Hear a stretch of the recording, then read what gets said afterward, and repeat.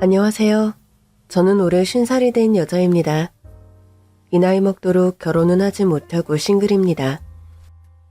결혼을 할 뻔한 적이 젊은 시절 한 번 있었지만 여러 사정으로 물거품이 됐고 현재까지 혼자 몸으로 살고 있어요. 그렇다고 독거인 생활을 하고 있는 것은 아니고 30년 가까이 한 집에서 가정부일을 하다 보니 이댁 사모님과는 거의 친모녀와 진비 없는 사이로 한 집에서 함께 살고 있습니다. 물론 그렇다고 제가 이댁의 딸인 것은 아니죠. 이댁에서의 제 신분은 누가 뭐라고 해도 가정부인 것이 사실입니다. 제가요, 날 때부터 고아원에 맡겨진 신세입니다. 해서 20살 되기 전까지는 고아원에서 쭉 생활하다가 고아원을 나와 독립하게 되었을 즈음 사모님 댁 가정부로 들어와서 일하게 되었던 겁니다. 승자야, 너 고아원 나가면 따로 계획이 있니? 글쎄요. 아직은 숙식 해결되는 공장이나 회사에 입사원서 넣어보고는 있는데 결정된 건 아직 없어요. 혹시 원장님이 잘 아는 부잣집이 있는데 그곳에 가정부로 들어가 일해볼 생각 없니? 가정부요? 그래. 그 댁이 실은 오랫동안 우리 고아원의 기부를 꾸준히 해온 재벌집인데 그 댁 따님이 최근 독립해서 혼자 나가 살기로 했다면서 따님을 보필해줄 가정부를 구한다는구나. 따님이면 나이가 어떻게 되시는 분인데요? 너보다는 훨씬 많지. 거의 40 가까이 되어가는데 시집도 안 가고 미스라는구나. 부잣집 딸이라면서 여태 왜 시집을 안 갔대요? 나도 그분 볼 때마다 그게 미스터리야. 집도 재벌이지. 얼굴도 한 번 보면 꼭 다시 한번 시선이 갈 정도로 엄청 미인이시거든. 그런데 여태 독신이라는 게 좀 의아하긴 하지. 그럼 그분 혼자 사는 집에 제가 들어가 가정부 일을 하게 되는 건가요? 그래. 식구들이 많은 것도 아니고 혼자 사는 부잣집 따님 가정부 일이라 너에게 소개하는 거야. 들어보니 월급은 공무원 월급보다 훨 높은데 일은 수월할 것 같아서 말이다. 원장 선생님, 그럼 저 그댁에 소개해주세요. 한 몇 년 열심히 일해서 대학 갈 돈이나 좀 모으고 나오게요. 그래, 선생님도 바라는 게 그거다. 그댁서 몇 년 악착같이 돈 모아서 대학을 가든 시집을 가든 하면 좋을 것 같구나. 전 그렇게 고아원 원장님의 소개로 사모님 댁 가정부로 취직해서 일을 시작하게 되었습니다. 그게 벌써 30년 가까이 되어가는 일이죠.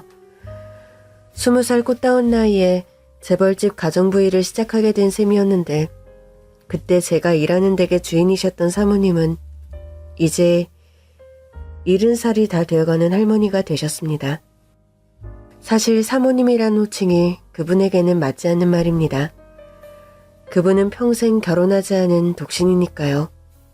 그런데 제가 20살 무렵 처음 면접을 갔을 때부터 그분은 사람들에게 사모님 소리를 듣고 있었어요. 안녕하세요. 처음 뵙겠습니다. 최승자라고 합니다. 잘 부탁드려요. 네가 오늘부터 우리 집서 일하기로 한 승자라는 애구나? 네, 맞습니다. 그래, 얼굴을 보아하니 총명하고 야무지게 생겼구나.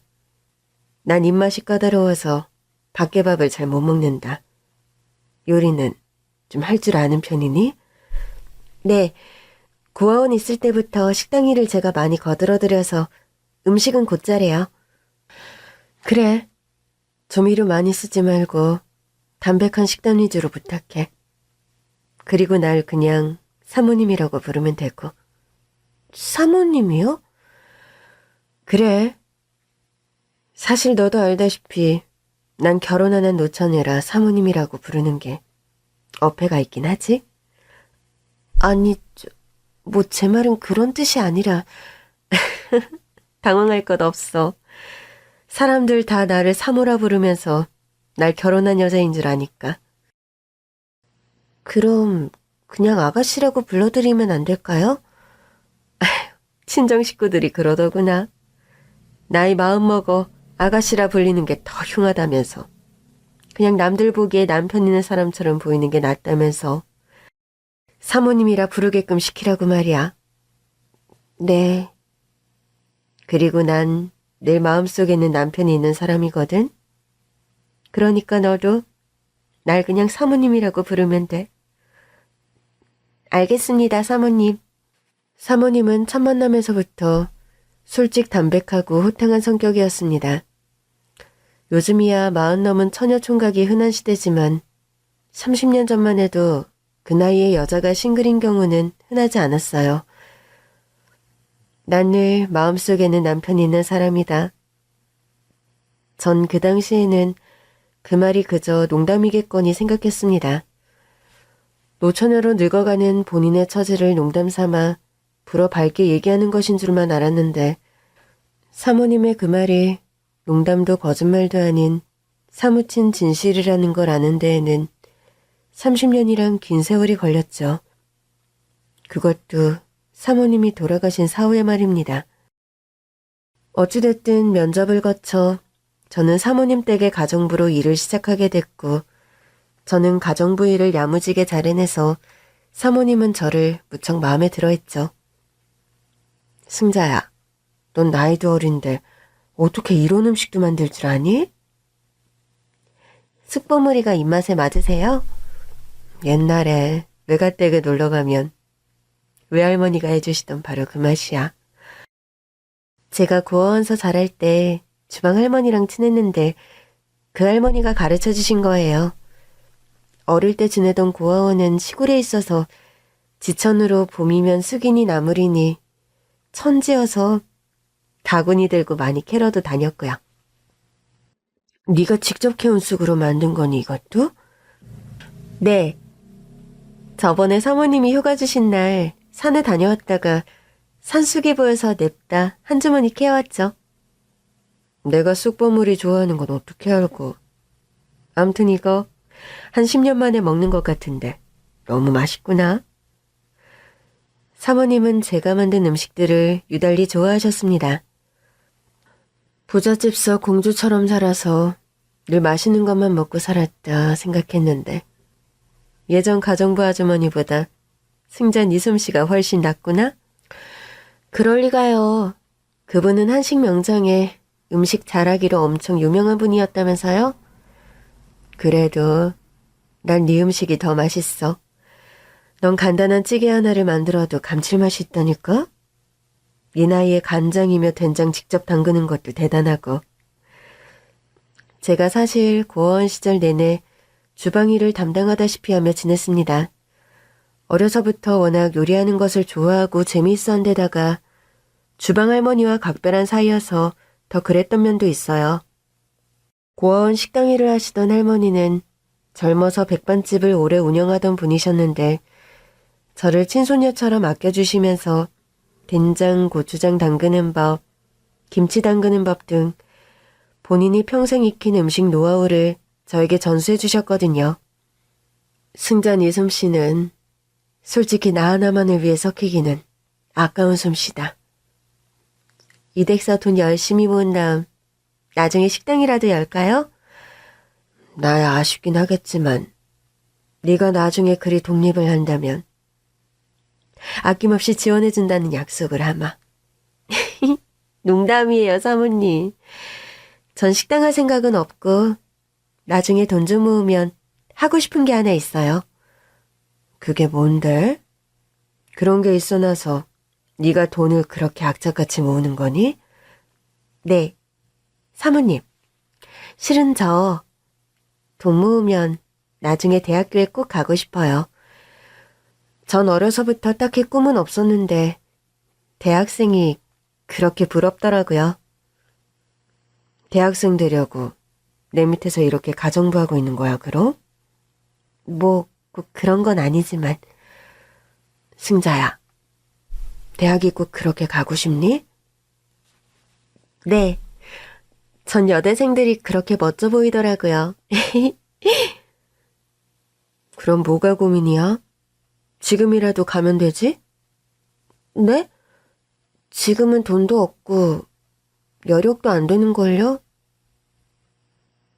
돈은 내가 지원해주면 되고 여건은 네가 만들면 되지. 안 그래? 사모님께서 지원을 해주신다고요? 그래. 넌 우리 집 가정부지만 내가 친딸처럼 널 아낀다는 것 승자 너도 잘 알잖니? 대학 등록금이랑 공부하는 데 드는 돈은 내가 얼마든지 지원해 줄 테니 공부는 대신 네가 일하고 남는 시간에 해보려. 네가 대학 공부할 동안 저녁은 외식하고 들어올 테니 오후나절부터는 네가 공부 시간으로 쓰면 되잖아. 안 그래? 절 위해서 그렇게까지 안 해주셔도 돼요. 제 본부는 가정부인데 저녁을 외식하고 들어오신다니 말도 안 돼요. 뭐가 말이 안 되니? 네가 그동안 날 위해 식사 준비한다고 얼마나 종일 동동거리며 고생하는지 누구보다 잘 아는데? 한 1년 네가 공부하는 동안 저녁 한 끼 사 먹고 들어오는 건 그리 어려운 일도 아니다. 그래도 사모님 너무 죄송해서 죄송할 것 없어. 이 나이 28 청춘 하고 싶은 꿈 하나 이루며 살아야 하는 나이야. 사람이 가장 바라는 꿈 하나는 있기 마련인데 그걸 못 이루고 산다는 게 얼마나 서글픈 일인데? 난 그게 어떤 마음인지 누구보다 잘 아는 사람이다. 전 그때 문득 사모님의 가장 바라는 꿈은 무엇인가요? 그런 질문을 하고 싶은 마음이 들었습니다. 그런데 차마 질문을 하지는 못했습니다. 아무리 저를 친딸처럼 잘 대해주시는 사모님이었지만 저는 그분 밑에서 일하는 가정부라는 위치였고 나이 차도 많이 나서 제가 감히 그런 질문을 한다는 게 그때는 뭔가 좀 버릇없게 느껴졌거든요. 사모님, 덕분에 저 땡땡대학 국문과에 합격했어요. 축하한다, 승자야. 덕분에 대학생 가정부를 두게 됐구나. 저 입시 공부하게 배려해 주시고 등록금까지 지원해 주셔서 너무 감사드려요. 이 은혜 절대 잊지 않겠습니다, 사모님. 뭐 그렇게까지 생각할 건 없어. 네가 꿈을 이뤄서 나도 기쁘구나. 사모님은 제가 대학에 입학하고 나서도 학교 생활을 잘할 수 있게 여러 면에서 배려를 많이 해주셨습니다. 그런 사모님의 감사함에 보답하기 위해서 저는 학교 생활을 하면서도 사모님 댁 가정부 일을 소홀히 하지 않았죠. 승자야, 학교 다니면서 우리 집이라는 거 힘들지 않아? 전혀 힘든 거 없어요. 제가 계획보다도 빨리 대학생이 됐는데 둘 다 열심히 해야 하는 게 맞는 일이죠.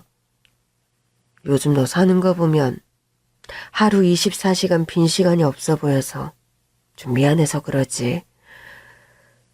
사모님, 저는 젊어서 잠 좀 줄이고 바지런히 사는 거 괜찮아요. 한 몇 년 돈 모아야 겨우 갈까 말까한 대학을 이렇게 빨리 다니게 돼서 얼마나 감사하고 기쁜데요. 네가 그렇게 생각하면 다행이고. 암튼 승자 너는 천성이 참 악착 같구나. 사모님 말씀 맞다나 전 정말 악착같이 생활했습니다. 대학교 다니며 부잣집 가정부 노릇한다는 게 솔직히 쉬운 일은 아니었거든요. 저는 대학교를 다닐 때 새벽 4시면 어김없이 기상해서 아침 식사와 사모님이 드실 점심 반찬까지 다 차려놓은 후에 등교를 했습니다. 웬만하면 오후 나절에 학교 생활을 마치고 집에 돌아와서 청소도 하고 저녁도 차리고 가정부 일에 무리가 없도록 최대한 학교 생활을 조절하는 편이었죠. 하루 일과가 그렇게 끝나면 밤늦도록 또 학과 공부를 하고 또다시 새벽이 되면 일찍 일어나 식사 준비를 하고 그런 생활이 저의 일과였습니다. 승자야, 너 대학생도 됐는데 미팅 같은 것도 안 해? 네? 제가 뭐 미팅하려고 대학 갔나요? 그건 아니지만 한창 예쁠 나이인데 연애도 하고 그래야지. 왜? 같은 학교 다니는 남학생들 중에 마음에 드는 남학생은 없어? 아직은 없어요, 사모님. 이따 해도 제 주제에 무슨. 대부분 멀쩡한 집 아들내미들이라 저 거들떠도 안 볼걸요? 그런 말이 어딨니? 승잔이가 부모 덕이 없어 고아원서 자란 것 빼고 뭐 부족한 게 있다고. 사모님은 그렇게 말씀하셨지만 솔직히 부모 덕 없어 고아원서 자란 배경은 커다란 약점이자 흠이 되는 게 사실이었습니다. 머릿속으로 그런 조건 따위 필요 없이 날 사랑해주는 남자가 있을 거다는 생각과는 달리 현실은 냉정한 게 사실이었으니까요. 사모님께 말씀은 안 드렸지만 전 사실 대학교에 가서 미팅을 몇 번 했습니다. 그중에 잘생긴 치대생 남학생이 한 명 있었어요. 성품도 온화하고 말도 잘 통해서 거의 사귀는 단계까지 갔었죠. 그런데 어느 날 영화관 데이트를 하고 나오는 길에 남학생이 묻는 겁니다. 승자, 넌 부모님이 무슨 일을 하시니? 우리 부모님? 갑자기 그건 왜? 다름이 아니라 내가 너랑 진지한 만남을 가져볼까 하는데 솔직히 난 장난식의 연애는 하기 싫거든. 그게 무슨 말이야? 너와 결혼을 전제로 만나고 싶다는 말이야. 네가 명문여대 국문과 학생이라는 거 말곤 너에 관해 아는 게 없어서. 나에 관해 뭐가 더 궁금한데? 솔직히 까놓고 말할게. 난 결혼은 비슷한 집안끼리 하는 게 제일 행복하게 사는 지름길이라는 주의야. 우리 부모님은 두 분 다 의사시거든. 너희 부모님은 어떤 일을 하시니? 아, 그래? 그런 생각이라면 뭐 미리 나에 관해 오픈 못한 게 미안하구나. 난 부모님이 없어. 부모님이 없다고? 그럼 승자 네가 고아란 말이니? 응. 날 때부터 고아원에 맡겨져서 자랐고 고아원 나와서는 부잣집서 가정부로 일했어. 지금도 그 댁에서 가정부로 일하고 있고. 네가 그럼 대학 다니는 가정부란 말이니? 응. 좀 흔한 케이스는 아니지? 그런데 그게 사실이야. 내가 일하는 댁 사모님이 좋은 분이라 내가 대학 다닐 수 있게 배려해 주신 거야. 그렇구나. 네가 뭔가 사연이 있어 보이는 얼굴이라곤 생각했는데 이 정도일 줄은 몰랐다. 이 정도? 그건 아마 네가 생각하는 결혼 배우자의 조건이 아니란 뜻이니? 그렇게 바로 꼬집어서 말할 필요는 없는데. 암튼 승자야, 그래도 솔직하게 모든 걸 다 말해줘서 고맙다. 아니야.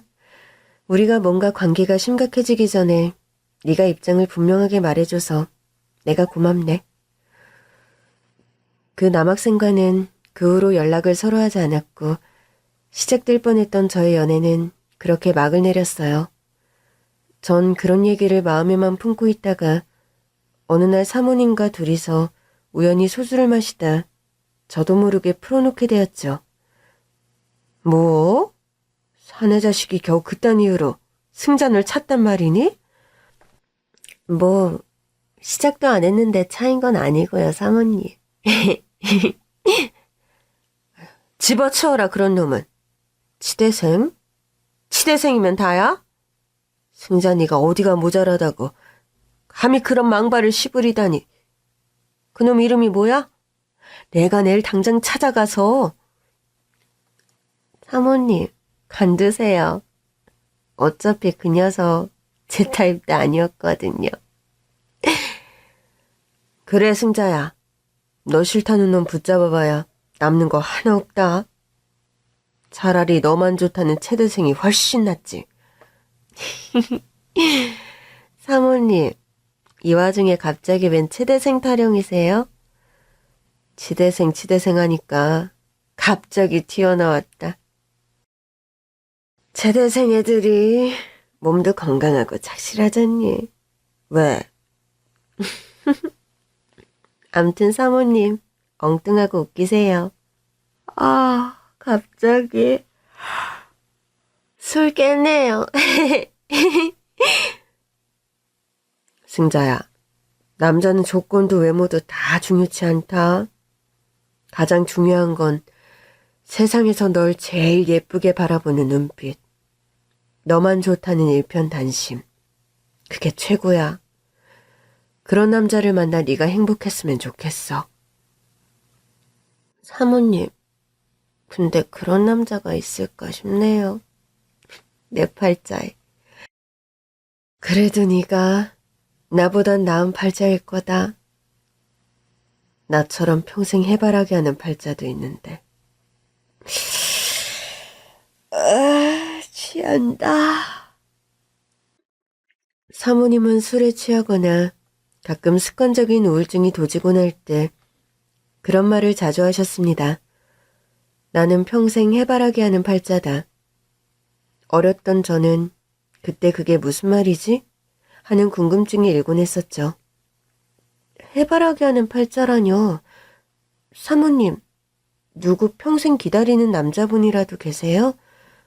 그래서 혹시 이렇게 결혼도 안 하고 평생 혼자 사시는 거예요?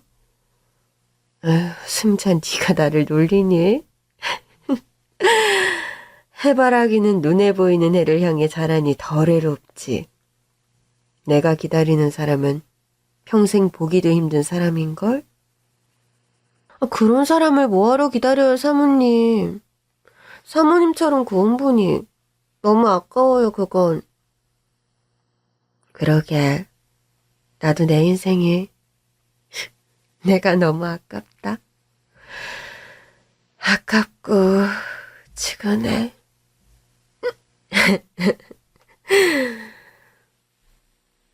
가끔 술 기운에 본인의 팔자 타령을 하며 눈시울을 붉히곤 하는 사모님이셨습니다. 그때까지만 해도 사모님 말 속에 그렇게 기구하고 깊은 사연이 숨겨져 있을 거라곤 추호도 생각하지 못했었죠. 그저 젊은 시절 어긋난 연애의 한 토막을 기억 속에서 끄집어내 술 기운에 두서없이 풀어놓는 것이 아닌가 그런 짐작만 했을 뿐입니다. 제가 대학을 졸업할 때쯤 사모님은 그런 제안을 하셨습니다. 승자야, 대학 졸업하고도 내 밑에서 계속 가정부 일 할 거야? 당연하죠, 사모님. 사모님 덕분에 대학도 졸업했는데 제가 앞으로 더 열심히 모실게요. 승자야, 넌 이제 더 이상 가정부라고만 말하기엔 너무 큰 그릇이 됐다. 삼류대학도 아니고 명문여대 졸업장이 있는데 뭐하러 내 밑에서 계속 가정부 일을 하려고 들어. 그건 사모님께 감사하기도 하고 네가 착하고 의리가 있어서 그런 말 하는 건 알지만 그래도 대학 졸업장도 생겼는데 더 넓은 세상에 나가 네 능력을 펼쳐보렴.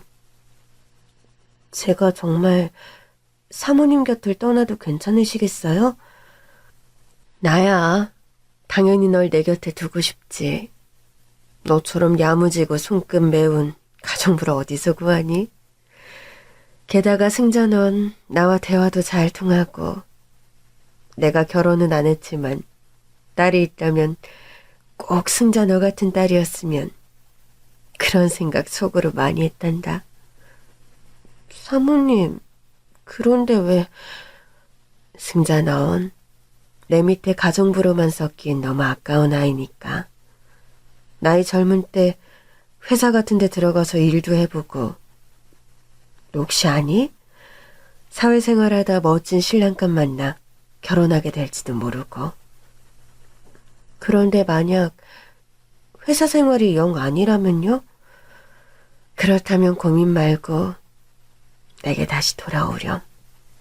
나야 승자 너라면 언제나 환영이니까. 사모님도 제가 꼭 필요한 순간이 오면 다시 불러주셔야 해요. 아셨죠? 당연하지. 꼭 그렇게 아마. 끝까지 제게 고마운 제안만 하시는 사모님이셨죠. 전 대학 졸업 후 사모님 말씀 맞다나 사모님 댁에서 독립해 나온 뒤 본격적인 사회생활을 시작했습니다. 제가 시작한 일은 라디오 프로그램의 보조작가 일이었어요. 라디오 DJ의 멘트를 작성하기도 하고 또 방송국으로 도착하는 사연들을 골라 방송에 내보내기 적합하게 다듬는 일 따위를 했습니다. 한창 일에 재미를 붙이고 적응해 나가던 무렵 한 통의 전화를 받게 되었습니다. 전화를 건 사람은 다름 아닌 사모님 댁에서 일하는 운전기사였죠. 승자야, 요즘 어떻게 지내요? 저 방송국에 취직해서 일하고 있어요. 김 기사님, 잘 지내시죠? 사모님도 건강하시고요?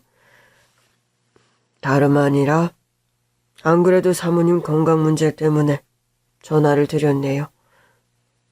사모님이 건강이 안 좋으세요? 사실 사모님께서 얼마 전에 암 선고를 받으셨어요. 그런데 치료도 거부하시고 집에만 틀어박혀 도통 아무것도 드시지도 않고. 무슨 암인데 사모님이 그 지경이란 말씀이세요?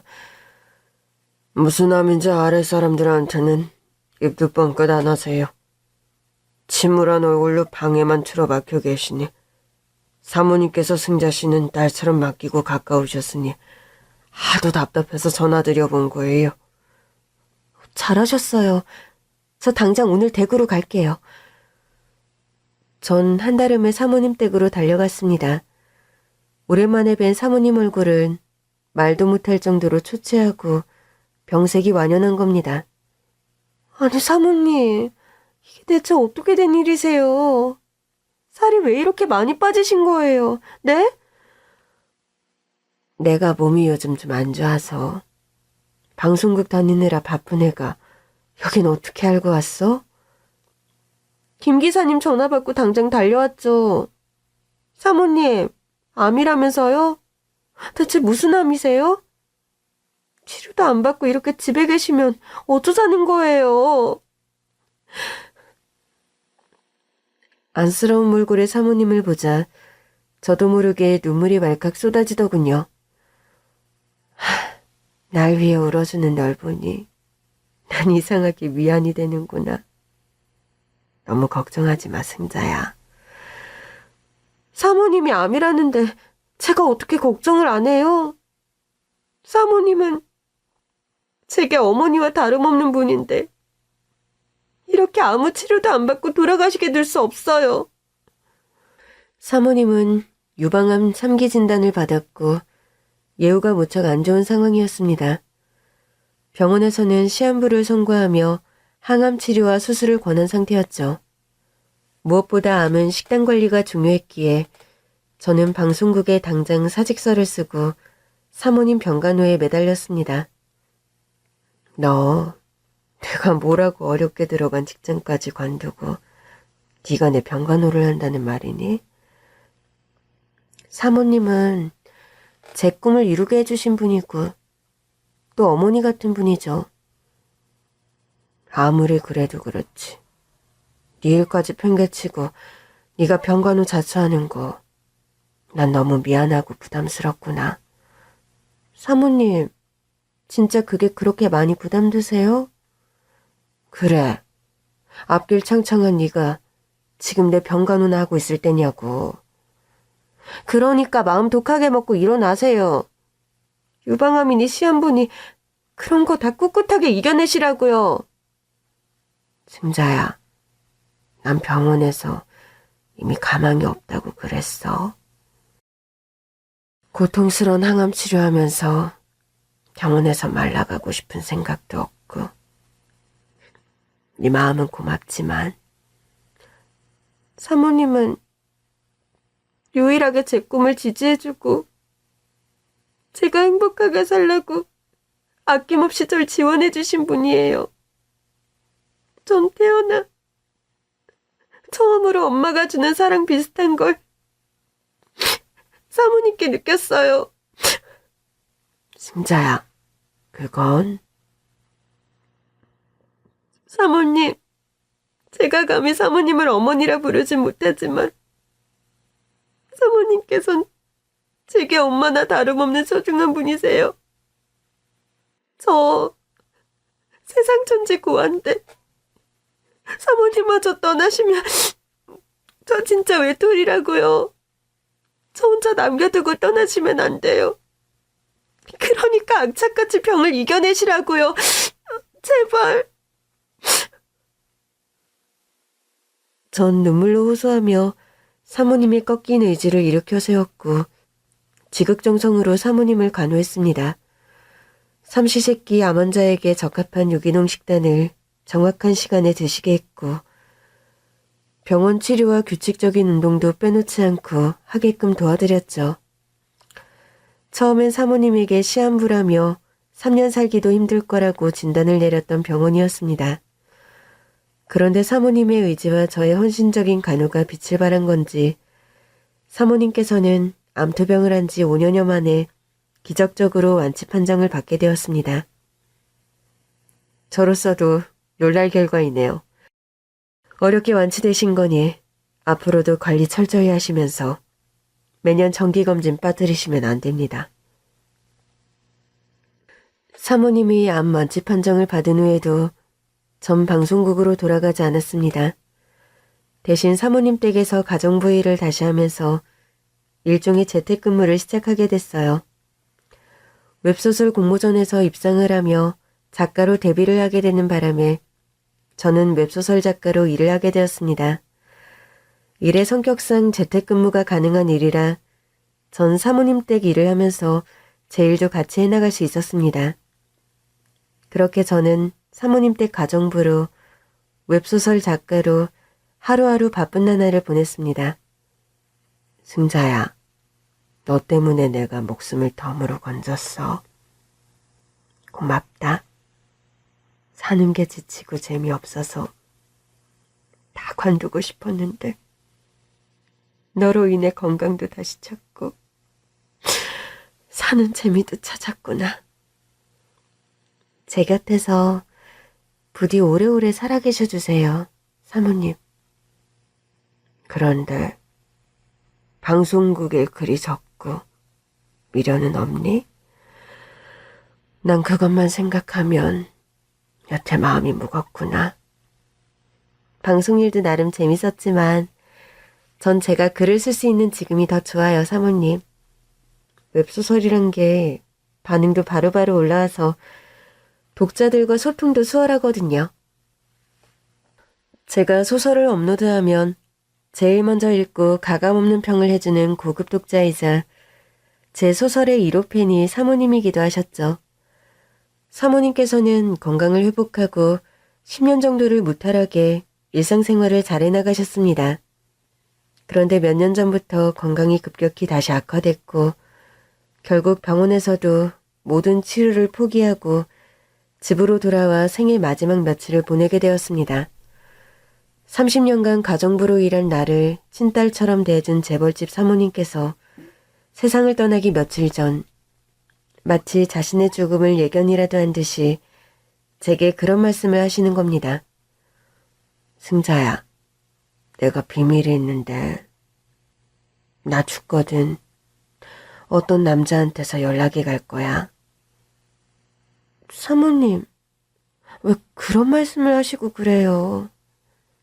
그냥 승자 너한테는 그 말을 해줘야 할 것 같아서 그 남자가 찾아오면 따뜻한 밥 한 끼에서 대접하고 보내렴. 알겠어요, 사모님. 전 영문을 좀 알 수 없었지만 일단 알겠다고 말씀드렸습니다. 뭔가 토를 달거나 자세한 사정을 묻기에 사모님의 상태는 너무 위독했어요. 사모님은 제게 그런 말씀을 남기고 며칠 후 하늘나라로 떠나셨습니다. 30년 넘게 사모님 댁 가정부로 일한 데다 저와 각별한 사모님이셨기에 사모님의 죽음을 받아들이기 힘들고 상실감이 무척 큰 게 사실이었죠. 사모님의 장례식이 끝나고 전 사모님도 없는 대저택에 홀로 남아 사모님의 유품 정리를 하고 있었습니다. 유품 정리를 마치고 대저택을 떠나려고 제 짐을 막 싸고 있는데 현관벨이 울렸습니다. 밖으로 나가보니 검은 양복을 차려입은 훤칠한 키의 노신사가 서 있더군요. 순간 저는 사모님이 돌아가시기 전에 제게 남긴 말씀이 떠오르더군요. 승자야, 내가 비밀이 있는데 나 죽거든 어떤 남자한테서 연락이 갈 거야. 전 이상한 예감에 일단 대문을 열고 그 노신사를 맞았습니다. 여기가 박화란 씨 댁 맞습니까?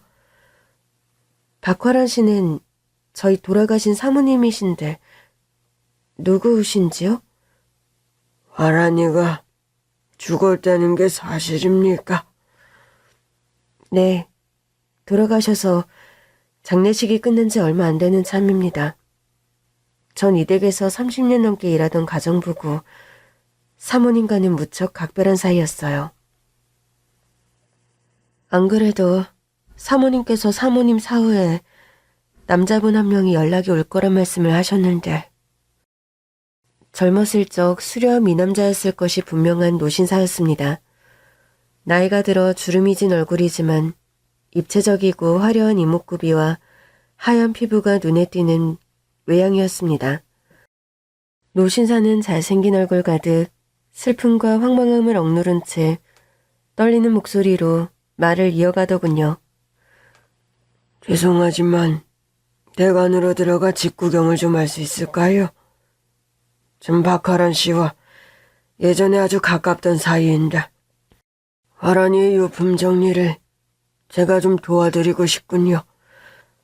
전 순간 사모님께서 남자가 찾아오면 따뜻한 밥 한 끼 대접하고 보내라던 말이 불현듯 떠올랐습니다. 직감적으로 두 분 사이가 예사관계가 아니라는 느낌을 받았죠. 전 노신사를 안으로 들였고 노신사는 집 안으로 들어와 집안 곳곳을 살펴보더군요. 화란이가 떠나고 겨우 살던 집에 흔적이 나쁘게 되다니. 집 구경을 하던 노신사는 갑자기 거실 바닥에 주저앉아 오열을 터뜨리는 겁니다. 화란아, 내가 미안해. 내가 너무 늦어서 미안하다, 화란아. 하얀 백발의 노신사가 어깨를 들썩이며 사무치게 우는 모습은 처연한 데가 있었고 전 한동안 아무 말도 못하고 그런 노신사를 바라볼 수밖에 없더군요.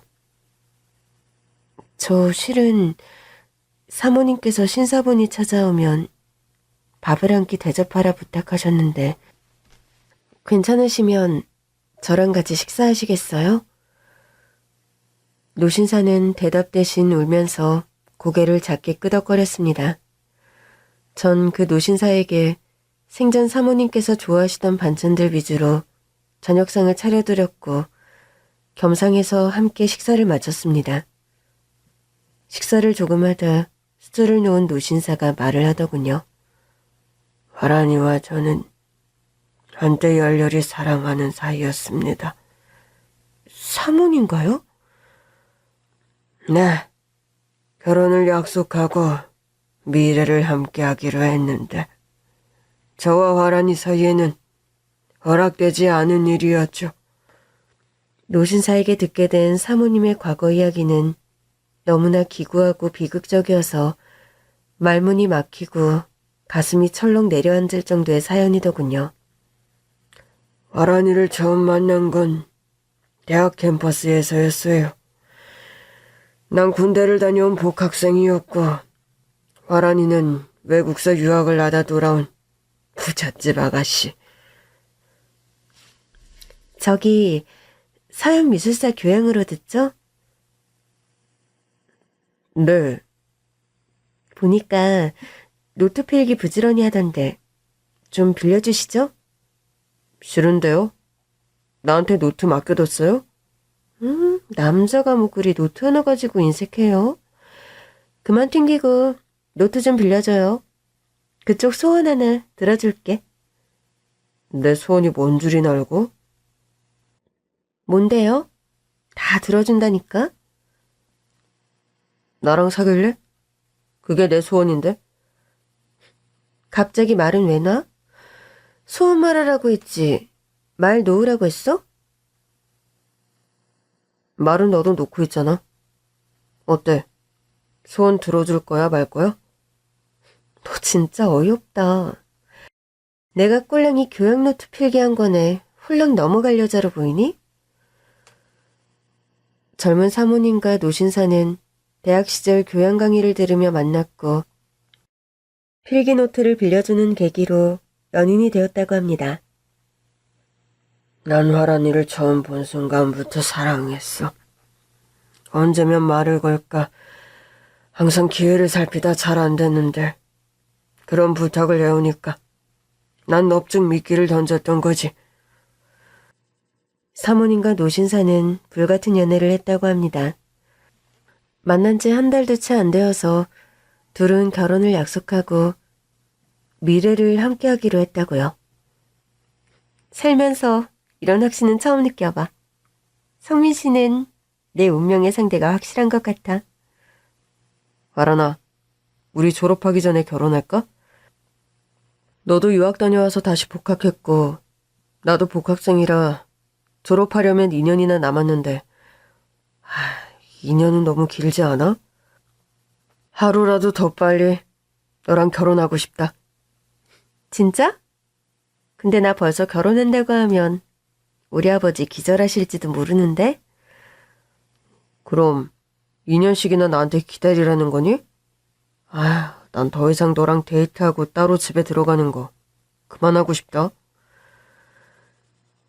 노신사의 끈질긴 구애에 사모님은 결혼 허락을 받기 위해 각자 집에 인사를 갔다고 합니다. 사모님이 먼저 노신사의 집에 인사를 가게 됐는데 거기서 사달이 벌어졌죠. 얼굴이 낯이 많이 익은데 혹시 그쪽 친오빠 있어요? 어떻게 알았어요? 제 위로 오빠가 한 명 있는데. 오빠 이름이 어떻게 되는데요? 우리 오빠 이름이요? 박화진이라고 합니다만. 뭐라고요? 박화진? 땡땡대학교 조속과 박화진 맞아요? 네, 맞아요. 그런데 그걸 어떻게 하세요? 오빠 여자친구가 세랑기업 딸내미인 거 모르고 만났어? 화란아, 네가 세란기업 딸이었니? 응, 어차피 말하려고 했는데 아직 말 못해서 미안해. 오빠, 이거 절대 안 되는 결혼이라는 거 잘 알지? 우리 언니 잡아먹은 놈 집안의 딸내미와 결혼하겠다는 건 아니지? 아니, 대체 그게 무슨 말이에요? 세랑기업 딸내미를 결혼할 여자감으로 데려왔단 말이냐? 성민이 너 대체 정신이 온전히 박힌 놈 맞아? 어머니, 전 화란이가 그 집 딸이라는 건 추호도 모르고 있었어요. 이제라도 알았으니 다행이구나. 아가씨, 당장 우리 집에서 나가요. 그쪽 얼굴 보는 거 솔직히 우리 집 식구들은 고역이니까. 고역 정도가 아니죠. 우리 멀쩡한 언니가 그쪽 오빠 때문에 멀쩡한 목숨을 끊었는데 어떻게 저 뻔뻔한 면상을 보고 있으란 말이에요? 영미야, 너 말 좀 조심해. 화란이가 무슨 잘못이 있다고 그런 막말을 퍼붓니? 잘못이 없다니? 그게 무슨 소리야? 오빠, 영주 언니가 어떻게 죽었는지 벌써 잊었어? 그 못된 바람둥이 박화진. 그놈이 야비하게 배신 때려서 우리 언니가 그렇게 원통하고 불쌍하게 명을 달리했는데 그 집 핏줄 여자를 만나고 돌아다녔다는 거야? 나도 정말 몰랐다고 몇 번을 말하니? 더 험악한 걸 보기 전에 당장 내 집에서 안 나가고 뭐해? 당장 나가라니까. 꼴도 보기 싫다고. 내쫓김 당하듯 그 집에서 나온 젊은 시절의 사모님이셨다고 합니다. 이게 대체 다 무슨 소리야? 우리 오빠 때문에 자기 여동생이 명을 달리했다는 거야? 화란이, 넌 몇 년간 유학을 다녀와서 몰랐겠지만 그 사이에 네 오빠와 내 여동생은 연애를 했어. 네 오빠가 다른 여자와 눈이 맞아 내 여동생을 버리는 바람에 우리 영주는 스스로 명을 달리했다. 뭐라고? 아니, 대체 어떻게 이런 일이... 말도 안 돼. 화란아, 우리 결혼은 당분간 힘들 것 같아. 성민 씨 지금 나한테 헤어지자는 소리 하는 거야? 2년 기다리기 힘들다면서 나한테 결혼하자고 조를 땐 언제고, 여동생 얘기 듣자마자 내게 헤어지자는 거야? 정말이야?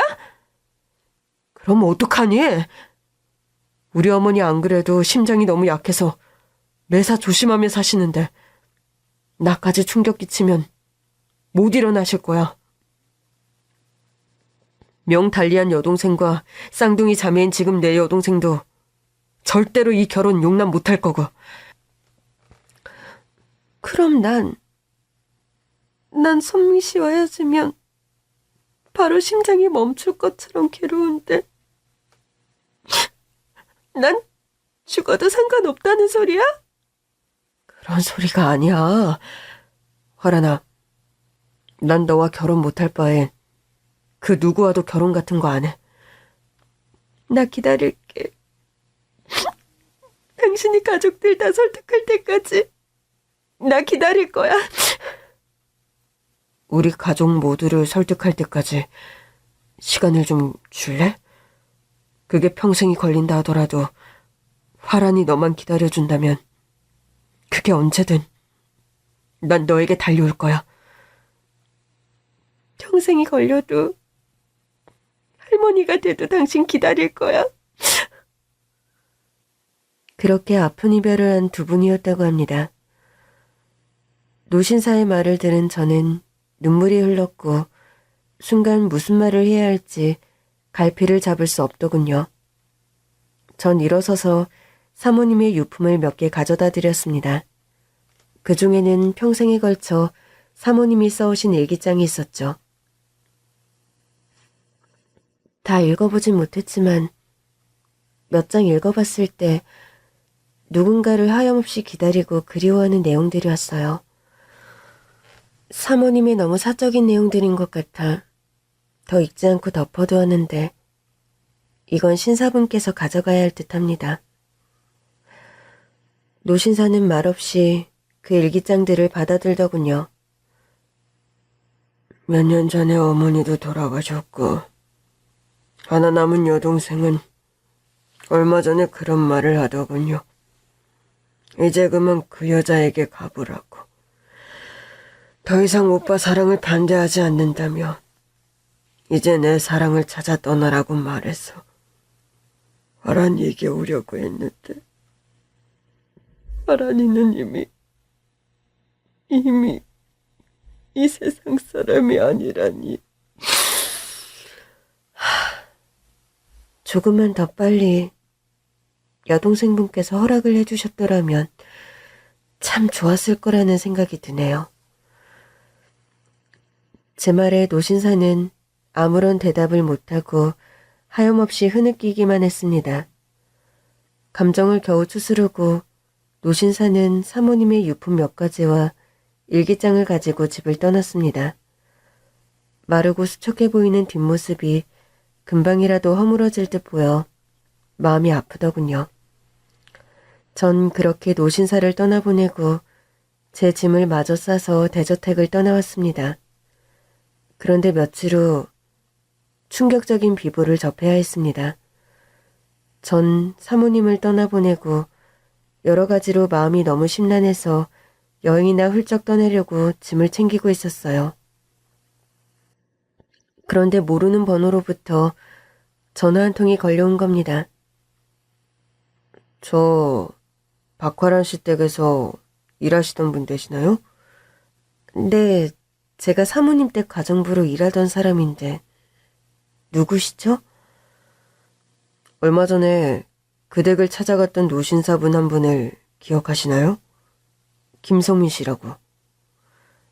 네, 기억합니다. 저희 집에 오셔서 사모님 유품도 챙겨가시고 그랬는데 무슨 일이시죠? 전 김성민 씨 장남되는 사람입니다. 다름이 아니라 저희 아버지께서 어제 저녁 운명하셨습니다. 그런데 요원을 박화란 씨 일기장을 그쪽에 전해달란 말씀을 남기셔서 연락을 드렸네요. 전 충격과 황망함을 감출 수 없더군요. 한달음에 그 노신사분의 장례식장으로 달려갔습니다. 박화란 씨 댁에 다녀오신 다음날 실은 저희 아버지께서 스스로 명을 달리하셨습니다. 사람들에겐 사인을 밝히지 않았지만 사연을 다 아시는 분이니 말씀드려도 될 것 같아 전해드립니다. 결국 그렇게 너무 마음이 아프고 뭐라 드릴 말씀이 없습니다. 삼가 고인의 명복을 빕니다. 사모님을 따라 스스로 명을 달리한 노신사. 평생에 걸친 기다림 끝에 먼저 떠나버린 사모님이 사무쳐 그런 비극적인 선택을 한 노신사의 심정이 어땠을지 생각하니 참담함에 숨이 막히는 듯 했습니다. 저는 비통한 심정으로 노신사분의 영정에 조문을 드리고 그 아들이란 사람이 건네는 사모님의 일기장을 다시 건네받았습니다. 아들은 눈치로 보아 사모님이 남긴 일기장을 모두 읽어본 듯 했어요. 그리고 본인의 부친과 사모님의 관계도 모두 알고 있었습니다. 저희 아버지는 평생 박화란 씨라는 여자분을 잊지 못해 가정도 버린 분입니다. 저는 아버지의 아들이지만 제가 5살도 되기 전에 아버지가 집을 떠나는 바람에 아버지 얼굴을 거의 못 보고 자랐어요. 노신사의 아들이 하는 말에 저는 순간 어떤 대답을 해야 할지 모르겠더군요. 박화란 씨의 일기를 읽어보았습니다. 실례인 줄 알면서도 평생 우리 가족, 저와 제 엄마를 불행으로 몰아넣은 여자가 어떤 사람인지 솔직히 궁금하더군요. 그분에 대한 궁금함은 그래서 좀 풀리셨나요? 네. 우리 아버지를 기다려 평생 결혼도 하지 않고 사무치는 그리움을 삭히며 긴 세월을 고독하게 산 사람. 전 절대로 이해해서는 안 될 사람을 이해하게 돼버렸습니다. 감사합니다. 그래도 저희 사모님을 이해해 주셔서요. 그래서 말인데 아버지와 그분 무덤이나마 같은 자리에 해드리고 싶군요. 그 의사를 전달드리고 싶어서 더 오늘 장례식장에 오시라고 말씀드렸습니다.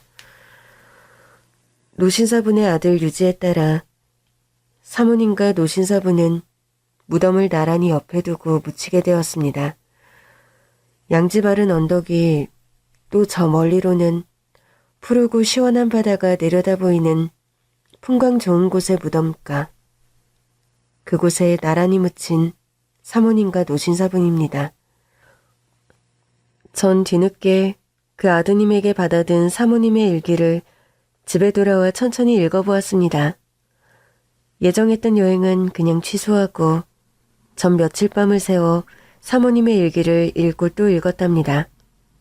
그 평생에 걸친 일기 속에서 전 미처 몰랐던 사모님의 사무친 그리움과 50년 가까이 되는 세월의 긴 기다림을 만날 수 있었죠.